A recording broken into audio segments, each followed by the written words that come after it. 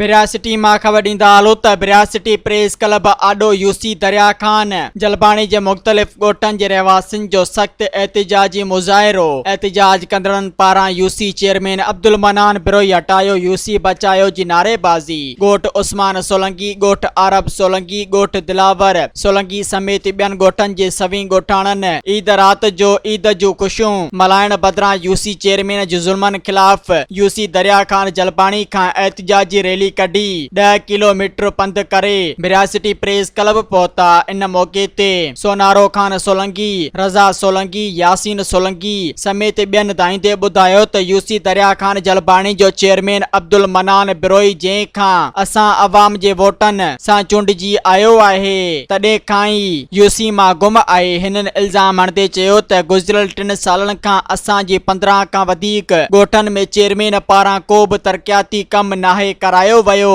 ऐं सभु स्कीमुनि जा पैसा हड़प करे वयो आहे। हिननि पीपी चेयरमैन बिलावल भुट्टो ज़रदारी, तक जे पीपी एमपीए सैयद हुसैन अली शाह ऐं ज़िला काउंसिल चेयरमैन सोहेल अख्तर अब्बासी समेत ॿियनि सवारनि खे अपील कई त जेसीं ताईं मनान बिरोई खे न हटायो वेंदो एहतिजाजी तहरीक जारी रहंदी।